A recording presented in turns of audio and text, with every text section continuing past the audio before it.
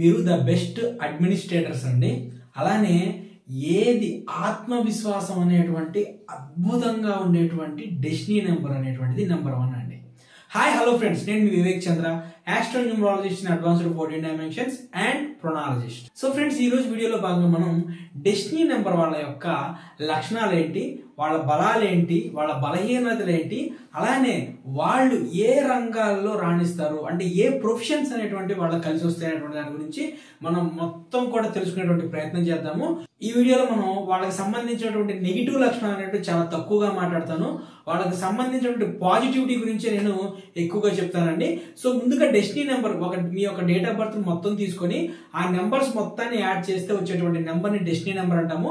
ఆ destiny number ఏ విధంగా calculation చేయాలనేటువంటిది కింద నేను కామెంట్ బాక్స్ లో పెడతాను, అలానే కింద నేను డిస్క్రిప్షన్ లో ఇస్తాను. ఒకసారి ఆ వీడియో చూసేటువంటి ప్రయత్నం చేయండి. సో డెస్టినీ నెంబర్ అనేటువంటిది మన బలాలని, మన బలహీనతల్ని, మన శక్తుల్ని, మన జీవన గమ్యాన్ని నిరూపించేది, సూచించేదే ఈ డెస్టినీ నెంబర్ అంటేనండి.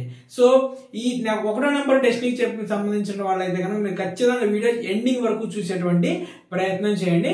సో ముందుగా మనం చూసుకుంటే డెస్టినీ నెంబర్ వ్యక్తులు అనేటువంటి వాళ్ళు సహజంగానే నాయకత్వ లక్షణాలు అనేటువంటివి వీళ్ళకి అద్భుతంగా ఉంటాయండి. వీళ్ళు సృజనాత్మకంగా కూడా ఆలోచిస్తారు.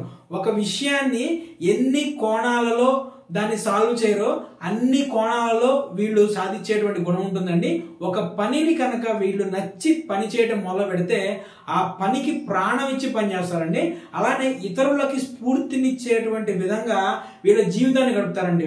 వీళ్ళకి అత్యంత ముఖ్యమైనటువంటి లక్షణాలు వచ్చేసి వీళ్ళు ఇండిపెండెన్స్ అండి. వీళ్ళు ప్రతి ఒక్కటి కూడా స్వతంత్రంగానే ఆలోచిస్తూ ఉంటారు. డెస్టినీ నెంబర్ 1 వ్యక్తులు తమ నిర్ణయాలు స్వయంగా తీసుకుంటారండి. స్వయంగా తీసుకునేటువంటి నిర్ణయాన్ని వీళ్ళు ఖచ్చితంగా అంతఃకరణ శుద్ధితో ఖచ్చితంగా కంప్లీట్ గా వర్క్ చేస్తారనమాట. ఆత్మవిశ్వాసం ఉంటుందండి. 100% పర్ఫెక్ట్ కాన్ఫిడెన్స్ అనేటువంటిది వీళ్ళకి అద్భుతంగా ఉంటుందండి. నెక్స్ట్ వచ్చేసి వీళ్ళు క్రియేటివ్ గా కూడా ఆలోచిస్తారు. క్రియేటివిటీ అంటే నెంబర్ 2 డెస్టినీ వాళ్ళకి ఉన్నటువంటి క్రియేటివిటీ వేరండి. నెంబర్ 1 డెస్టినీ వాళ్ళకి ఉండేటువంటి క్రియేటివిటీ వీళ్ళు క్రియేటివిటీ ఏంటంటే ఒక విషయంలో అంచెలంచెలుగా ఏ విధంగా పైకి ఎదగచ్చు అనేటువంటి క్రియేటివిటీ అనేటువంటి ఆలోచనల మీద వీళ్ళు ఎక్కువగా కూడా వీళ్ళకి ఒక ఆలోచన ఉంటుందండి. నెక్స్ట్ పట్టుదల, అద్భుతమైనటువంటి పట్టుదల ఉంటుందండి. వీళ్ళు ఏమి నిర్ణయం తీసుకున్నా సరే అది పూర్తయ్యేంత వరకు కూడా వాళ్ళు పట్టుదలగానే ఉంటారండి. వాళ్ళు నమ్మినటువంటి పనిలో ముందుకెళ్లడంలో ఎప్పుడు కూడా వెనకడుగేరండి. వీళ్ళు మొత్తం కూడా అంటే ఒక రకంగా చెప్పాలంటే గుర్తుపెట్టుకుని డెస్టినీ నెంబర్ అనేటువంటిది ఎప్పుడైనా సరే 33 సంవత్సరాలు దాటిన తర్వాత యాక్టివేట్ అవుతుందండి. అందుకే చూడండి, చాలా మందికి 33 ఇయర్స్ వరకు ఒకలాగా ఉంటారు. 33 ఇయర్స్ అంటే 30 ఇయర్స్ దీని ఎఫెక్ట్ అనేది +-2 ఇయర్స్ ఉంటుందండి. 30+ వచ్చేటప్పటికి సడన్ గా లేదంటే వీళ్ళలో వచ్చేటువంటి చేంజెస్ అనేటువంటివి వాళ్ళ యొక్క డెస్టినీ నెంబర్ కి అనుగుణంగా మారుతూ ఉంటాయి. అందుకే నేను నా క్లయింట్స్ అంటే పిల్లలకి పేర్లు పెట్టుకోవడానికి చాలా మంది మన దగ్గర పిల్లల పేర్ల కోసం వస్తుంటారు కదా, వాళ్ళకి చెప్తాను నేను ఈ డెస్టినీ అనేటువంటిది ఇది ఉంటుంది, వీళ్ళు ఇందులో ఎక్కువగా రాణించేటువంటి అవకాశం ఉంటుందని. సో మీ మైండ్ సెట్ కూడా అట్లానే ఉంచుకోండి అని చెప్తాను. ఎందుకంటే అనవసరంగా మీ యొక్క ఆలోచనల్ని మీరు చిన్నప్పుడు ఏమవ్వాలనుకుంటున్నారో మీరు అవ్వలేక మీరు అవ్వాలనుకున్నటువంటి ఆలోచనల్ని వీటన్నిటి కూడా పిల్లల మీద రుద్ది వాళ్ళు దానికి డెస్టినీకి అగెనిస్ట్ గా ఉందనుకోండి, మీ ఆలోచన అనేటువంటిది ఇటు మీ యొక్క ఇష్టాలకి వీళ్ళ ఇష్టాలకి మధ్య సతమతం అయిపోతూ ఉంటారు. ఎంతో మంది పిల్లలకి స్టూడెంట్స్ లైఫ్ లోనే వాళ్ళు సూసైడ్ చేసుకోవడానికి కారణం ఇదేనండి. సో ఈ సిరీస్ నేను చేయడానికి కారణం ఏంటంటే వీళ్ళు ఏ విషయాల్లో రాణిస్తారనేటువంటిది తల్లిదండ్రులుగా మీరు తెలుసుకొని అటువైపు వాళ్ళని ప్రోత్సహించేటువంటి ప్రయత్నం చేయండి. వీళ్ళు సహజ నాయకులు అండి. సహజంగానే వీళ్ళకి నాయకత్వ లక్షణాలు అనేటువంటివి 30 ఇయర్స్ దాటిన తర్వాత వచ్చేస్తూ ఉంటాయి. అలానే ఇన్నోవేటివ్ థింకింగ్ ఉంటుంది. సృజనాత్మకంగా ఆలోచిస్తారు. ఒక వ్యక్తి ఒక వర్క్ కంప్లీట్ చేయడానికి కొత్త దారులు కొత్తగా అన్వేషిస్తూ ఉంటారు అనమాట. అలానే వీరు చేసేటువంటి పనిలో చాలా క్లారిటీ ఉంటుందండి. ఆలోచనలో స్పష్టత ఉంటుంది. అలానే వారి గమ్యానికి చేరటానికి దోహదపడేటువంటి అన్ని రిసోర్సెస్ అనేటువంటి దాని మీద సరైనటువంటి అవగాహన ఉంటుందండి. అలానే తమ చుట్టూ ఉన్నటువంటి వీళ్ళు స్ఫూర్తి నింపేటువంటి ఆలోచనలు ఉంటారు అనమాట. So every coin has 2 sides అండి. ప్రతి ఒక్కరికి ఏవైతే పాజిటివిటీ ఉంటాయో అలానే కొంత నెగిటివిటీ కూడా ఉంటుంది. సో వీళ్ళకి సంబంధించిన నెగిటివిటీ అనేటువంటిది కొన్ని చూసుకుంటే కొన్నిసార్లు వీళ్ళు శ్రద్ధ లేకుండా కేవలం ఫలితాల కోసమే తొందరపడుతూ ఉంటారు. నెక్స్ట్ వచ్చేసి వీళ్ళకి ఎట్లా ఉంటుందంటేనండి, వీళ్ళకు ఉండేటువంటి ఓవర్ కాన్ఫిడెన్స్ అనేటువంటిది వీళ్ళు చేసేటువంటి వర్క్ మీద ఫలితం నెగిటివ్ ఇంపాక్ట్ అనేటువంటి చూపిస్తుంటుంది. ఎస్, ఇది ఒకటి నేను సాధించగలను అనేటువంటిది ఇది వేరు, నేను మాత్రమే సాధించగలను అనేటువంటి ఇది వేరండి. వీళ్ళ మైండ్ సెట్ అనేటువంటిది నేను మాత్రమే సాధించగలను అనేటువంటి మైండ్ సెట్లో ఉంటారు. గుర్తుపెట్టుకోండి, మీరు ఒక పని అనేటువంటిది చేయడానికి పూనుకున్నారు అంటే దానికంటే ముందు ఎవరో ఒకళ్ళు ఆ పని చేసన్నా ఉంటారు, లేదంటే ఆ పని చేయడానికి పూనుకొనైనా ఉంటారు. అలా పని కంప్లీట్ చేసిన వాళ్ళు కూడా చాలా మంది ఉంటారు. కాబట్టి జస్ట్ ఆ ఓవర్ థింకింగ్ ని, ఆ ఓవర్ కాన్ఫిడెన్స్ ని పక్కన పెడితే వీళ్ళకి చాలా బాగుంటుందండి. అందుకే చూడండి, ఏదైనా సరే క్రియేటివ్ గా ఆలోచిస్తూ ప్రతి దాన్ని కూడా నాయకత్వ లక్షణాలతో ముందరికి తీసుకెళ్తారు. కాబట్టి ఎంతో మంది ఎంటర్ప్రెన్యూర్స్ గా అయితే రూలింగ్ నెంబర్ 1 వాళ్ళు ఉంటారండి, లేదంటే మాక్సిమం డెస్టినీ నెంబర్ 1 వాళ్ళు ఉంటారు. ఎంటర్ప్రెన్యూర్స్ అనేటువంటిది వీళ్ళు చాలా అంటే చాలా ఎక్కువ మంది ఉంటారండి.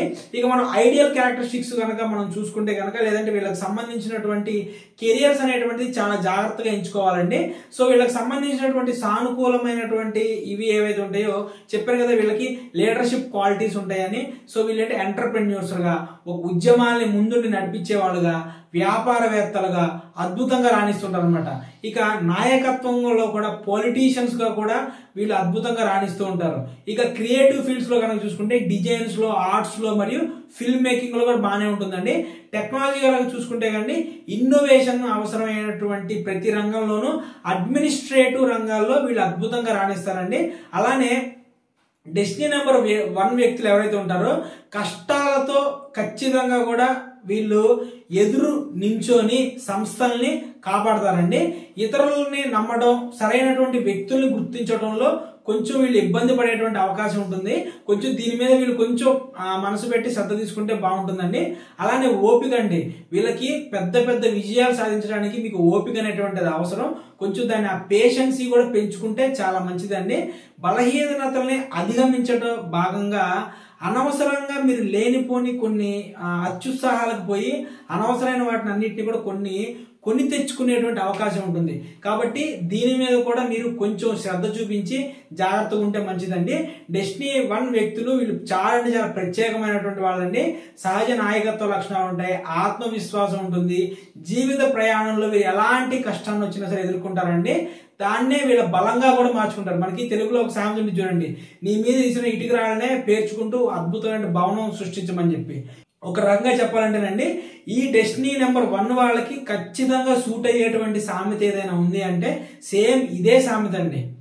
సో కాబట్టి వీళ్ళు మీరు గుర్తుపెట్టుకోండి, మీ ఇంట్లో ఎవరైనా సరే డెస్టినీ నెంబర్ 1 వాళ్ళు ఉన్నారు అంటే కనుక దయచేసి వాళ్ళకి అడ్మినిస్ట్రేటివ్ సైడ్ గా కానివ్వండి, ఏ జాబ్ అయినా సరేనండి, ఏ జాబ్ అయినా సరే వీళ్ళు నెంబర్ 1 పొజిషన్ లో ఉంటారని చూస్తారు. కాబట్టి ఈ నెంబర్ 1 పొజిషన్ లో వాళ్ళు ఉంచడానికి వాళ్ళ కెరియర్ లో వాళ్ళు ఏ విధంగా గ్రోత్ అవ్వాలో తల్లిదండ్రులు ఆ విధమైనటువంటి స్కిల్స్ అనేటువంటివి వీళ్ళకి నేర్పించండి.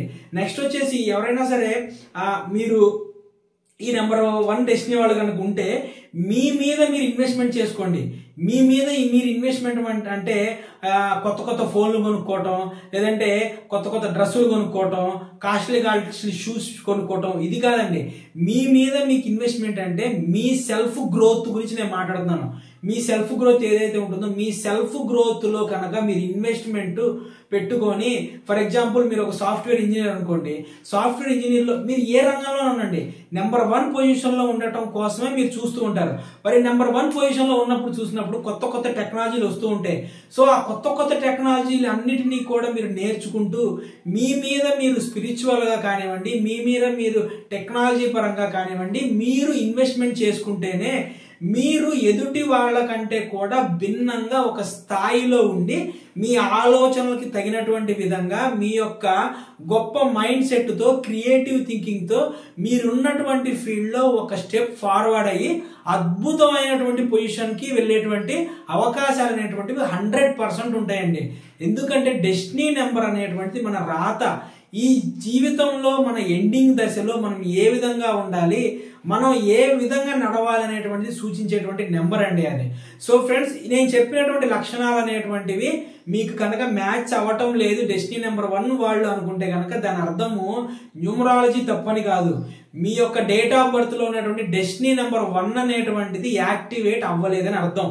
గుర్తుపెట్టుకోండి, ఇది యాక్టివేట్ అవ్వకుండా ఉండటానికి మన డేట్ ఆఫ్ బర్త్ లో ఉండేటువంటి dead and combinations, negative numbers, మన నేమ్ ఉండేటువంటి నెగిటివ్ వైబ్రేషన్, అలానే మన కుటుంబ సభ్యులు ఉండేటువంటి నెగిటివ్ వైబ్రేషన్స్, ఇవన్నీ కూడా దాని మీద డిపెండ్ అవుతూ ఉంటాయండి. సో ఎవరైనా సరే అడ్వాన్స్డ్ 14 డైమెన్షన్ ఆస్ట్రో న్యూమరాలజీ ప్రకారం నేమ్ కరెక్షన్ అనేటువంటి చేయించుకోవాలనుకుంటే కనుక కింద స్క్రీన్ మీద కనిపించేటువంటి నా నెంబర్ కి మార్నింగ్ 10 గంటల నుంచి ఈవినింగ్ 4 గంటల వరకు ఫోన్ చేసేటువంటి ప్రయత్నం చేయండి. ఇక మీరు డెస్టినీ నెంబర్ 1 వ్యక్తి అయితే కనుక ఈ లక్షణాలు మీరు అందరూ కూడా గుర్తించాలని అనుకుంటున్నాను. మీ అభిప్రాయాలు అనేటువంటివి నాకు కామెంట్ రూపంలో తెలియజేసేటువంటి ప్రయత్నం చేయండి. మీకు తెలిసిన వ్యక్తులు ఎవరైనా సరే డెస్టినీ నెంబర్ 1 వాళ్ళు అనుకుంటే కనుక దయచేసి ఈ వీడియోని షేర్ చేయండి. అలాగే నా ఛానల్ సబ్స్క్రైబ్ చేసి ఇంకా మరిన్ని ఆసక్తికరమైనటువంటి విషయాలు అనేటువంటి వాటి గురించి వెయిట్ చేయండి. నా వీడియోని ఇంత అద్భుతంగా ఆదరిస్తున్న మీ అందరికీ కూడా నా హృదయపూర్వక కృతజ్ఞతలు. Thank you.